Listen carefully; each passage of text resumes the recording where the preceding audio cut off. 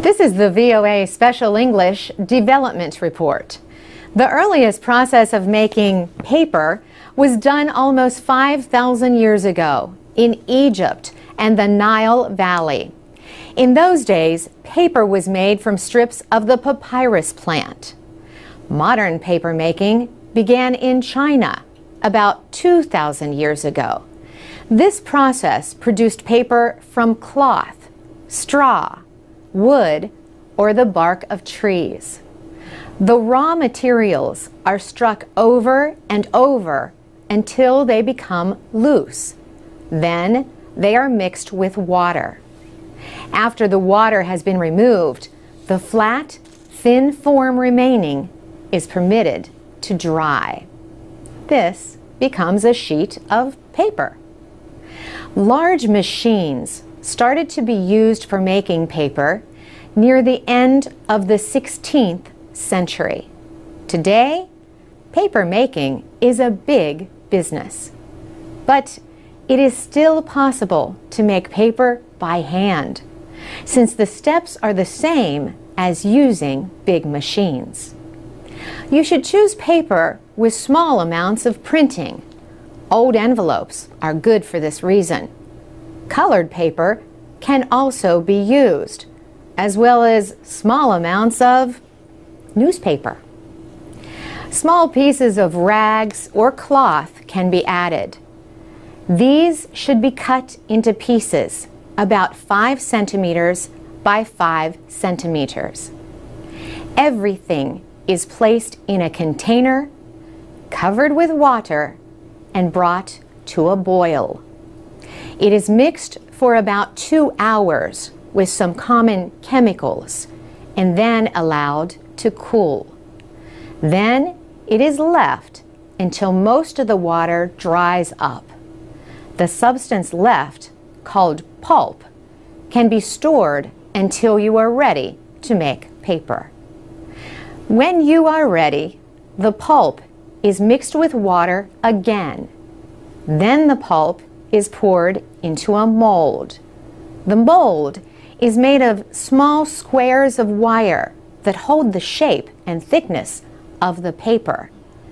To help dry the paper, the mold lets the water flow through the small wire squares.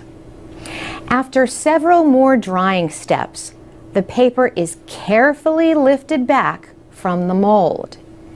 It is now strong enough to be touched. The paper is smoothed and pressed to remove trapped air. You can use a common electric iron used for pressing clothes. There are many other technologies for people making paper using small machines. More information about making homemade paper can be found on the internet. You can also order information on paper making through the website enterpriseworks.org. For VOA Special English, I'm Carolyn Persutti. Transcripts, MP3s, and podcasts of our reports are at voaspecialenglish.com. You can also find us on Facebook, Twitter, YouTube, and iTunes at VOA Learning English. This is the VOA Special English Technology Report. Solar water heaters are used around the world and are not very difficult to build. The system we are going to describe is based on a design developed some years ago in Afghanistan. Since then, it has been built and used in many countries.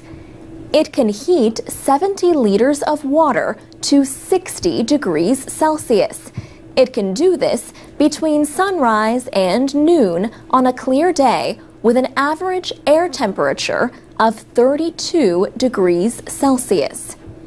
There are 2 parts to the solar water heater. One part is made of a sheet of metal painted black. Black surfaces become hotter in the sun than surfaces painted any other color.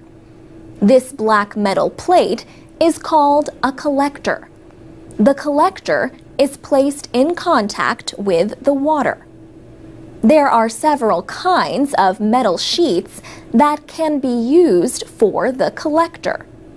Corrugated metal will work very well. Corrugated sheets are often used as roofs on housing. Once the water is heated, it is kept hot with insulation material. This allows the water to stay warm for a long time.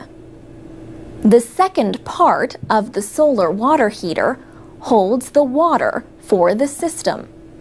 This storage tank can be a container that holds about 100 liters. 2 rubber pipes are attached to the water storage tank. One pipe lets water flow into the system. The other lets water flow out.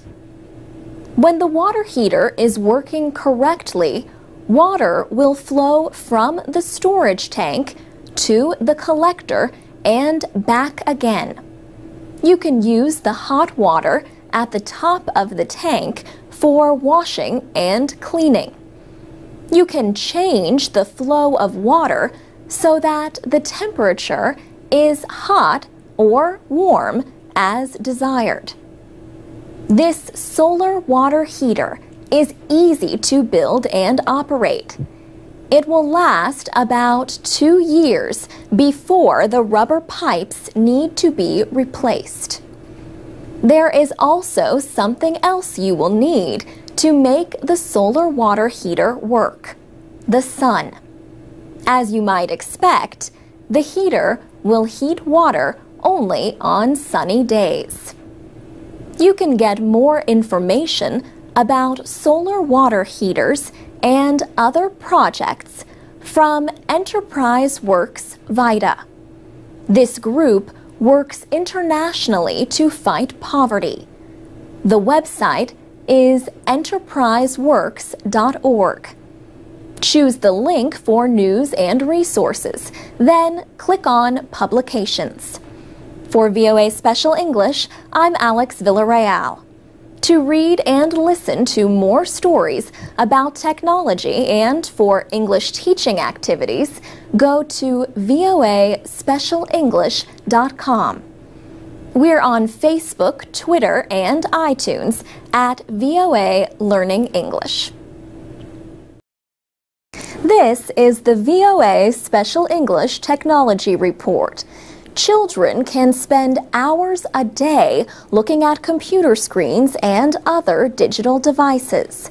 Some eye care professionals say all that screen time has led to an increase in what they call computer vision syndrome. Nathan Bonilla Warford is an optometrist in Tampa, Florida, with VSP, Vision Service Plan, a big insurance provider. He says, "I see a lot more children who are coming into the office either because their parents have noticed that they have headaches or red or watery eyes or discomfort, or because their prescription, their nearsightedness, appears to be increasing at a fast rate, and they're worried." Dr. Bonilla Warford says part of the problem is that children may be more likely than adults to ignore early warning signs. Even if their eyes start to feel uncomfortable or they start to get a headache, they're less likely to tell their parents because they don't want to have the game or the computer or whatever taken away. He says another part of the problem is that people blink less often when they use digital devices.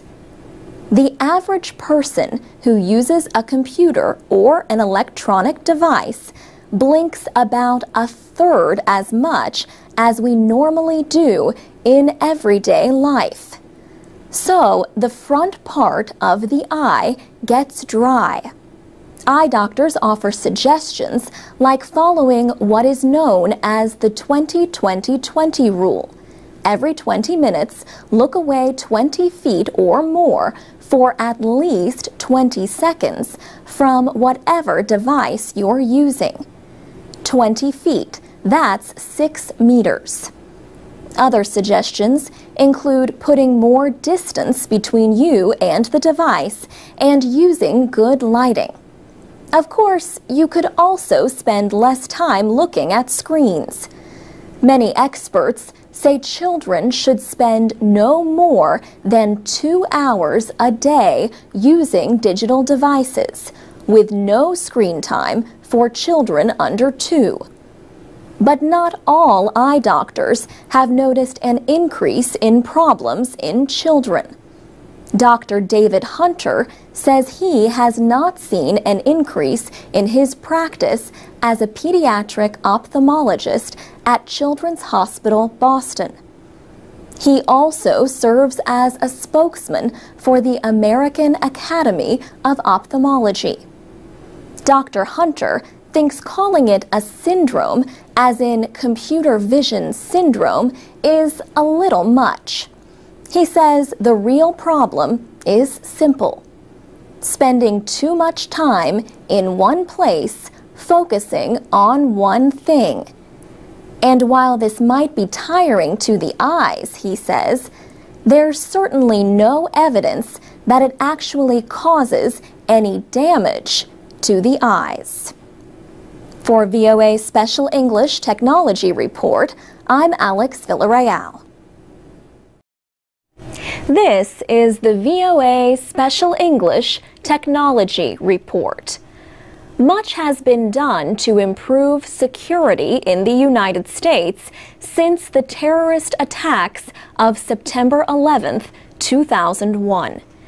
Intelligence sharing and cooperation between federal, state, and local government agencies is said to be at an all-time high. There have also been improvements in airport security. But a new report says the United States is not as safe as it should be. It says America is not yet prepared for a truly catastrophic disaster. The report is from the National Security Preparedness Group at the Bipartisan Policy Center. The group is led by former New Jersey Governor Thomas Kean and former Congressman Lee Hamilton of Indiana. The two men also led the 9/11 Commission. Congress established the commission to investigate the hijacking attacks and to make proposals for guarding against future attacks. The new report noted that 9 of the reforms proposed by the Commission have either been carried out ineffectively or completely ignored. For example, the 9/11 Commission found that communication problems were a major issue during the attacks 10 years ago. Police, firefighters, and medical crews had trouble talking to each other because they were using different radio frequencies. Officials said this lack of communication led to needless loss of life. The commission said the government should identify radio frequencies that would be used only for emergency communications. However, this has yet to be done. Secretary of State Hillary Clinton commented on the report. She said radio frequencies for first responders was an issue she had worked on in the Senate and is long overdue for completion. On another issue, border security, she said, "We have emphasized innovation. For example, We are now using sophisticated new biometric screening tools to improve border security and the visa process. The report praised the deployment of U.S. Visit, a biometric entry system in the United States. The U.S. Visit system uses digital fingerprints and photographic images to identify people entering the United States. The report notes that a similar system for those leaving the country has yet to be established. It says such a system could have helped officials find 2 of the hijackers involved in the 9/11 attacks. For VOA Special English, I'm Alex Villarreal. To read and listen to more stories and to learn English, go to voaspecialenglish.com.